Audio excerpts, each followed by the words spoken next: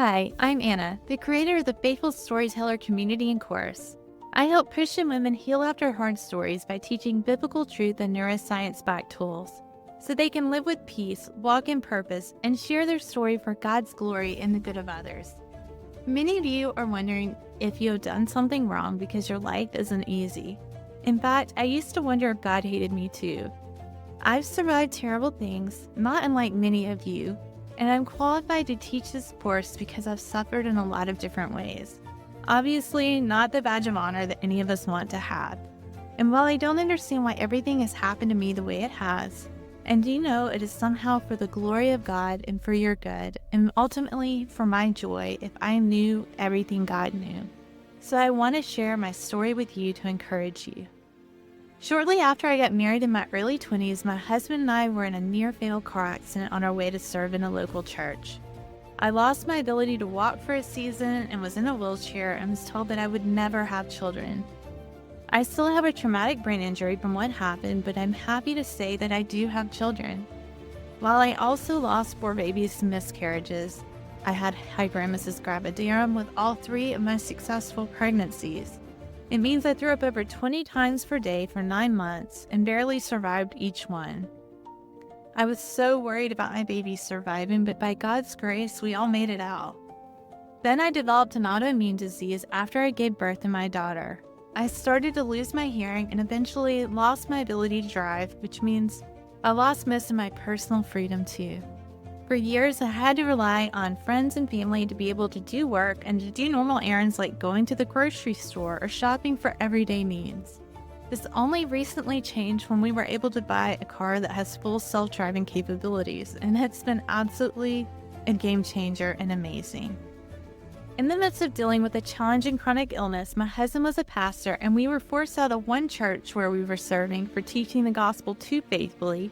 And then we found another church in our city where churches rarely thrive.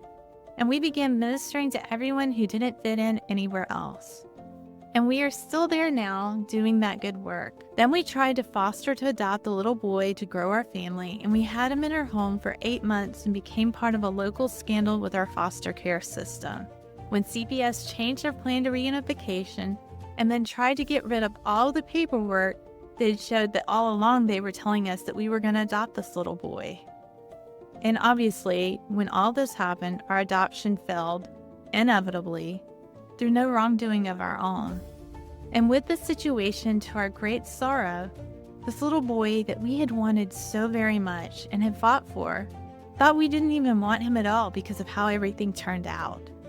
My second biological child would be diagnosed with autism right after this, and our world would be completely rocked. And then, by the time I was 30, I started bleeding to death and had to have an emergency hysterectomy. And it came right after we had to do a rapid move because we had tried to help someone in a domestic violence situation, and then it became dangerous for us to live in our home any longer. I never stopped grieving for the children that we couldn't have, even though I knew I had done everything that was necessary just for me to survive. Then COVID happened, and I had a close friend die unexpectedly, my closest friend from childhood. My business barely survived the pandemic because I was a wedding photographer. Clearly the worst thing to be when you're going through a pandemic. Then my beloved grandmother's dementia became severe. She died without knowing who I was in a room isolated from her family because of all the COVID protocols at the time. It was absolutely horrible. And just as we were beginning to stabilize and get on our feet again, and life was starting to look a little bit brighter from all the hard things we had been through, I met a sibling group from Ukraine that were orphans, and I knew they were supposed to be part of our family.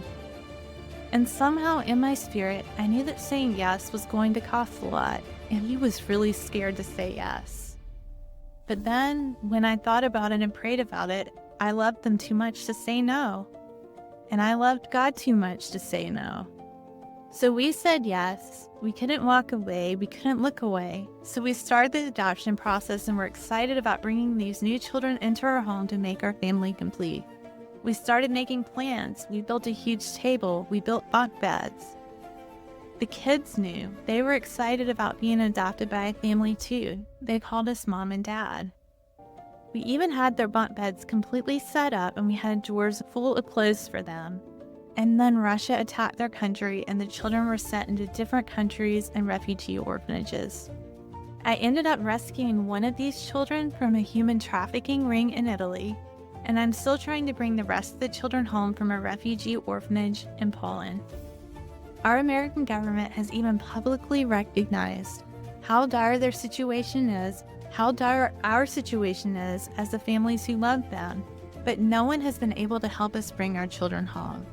Then in the midst of all of this, I had another close friend die unexpectedly, and we were left without answers and in horrible shock and grief.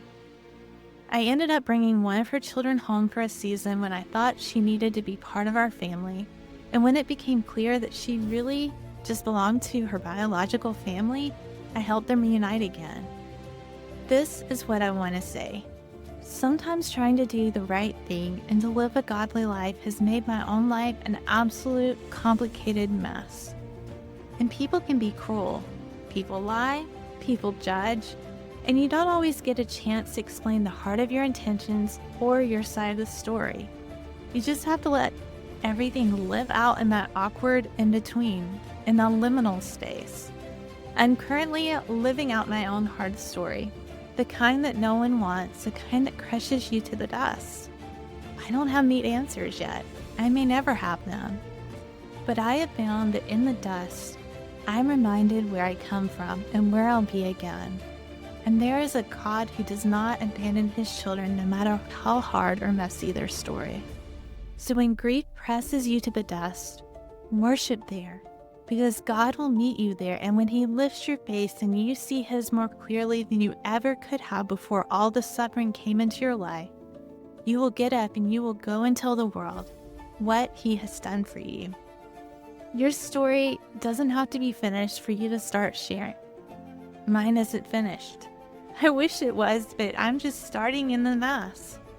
We overcome by the blood of the Lamb and the word of our testimony. That's what Scripture teaches us. And if you are facing your own hard story, and you want to be part of a sisterhood of Christian women who will embrace you, who will pray for you, who will fight for you, who will cheer you on, join us.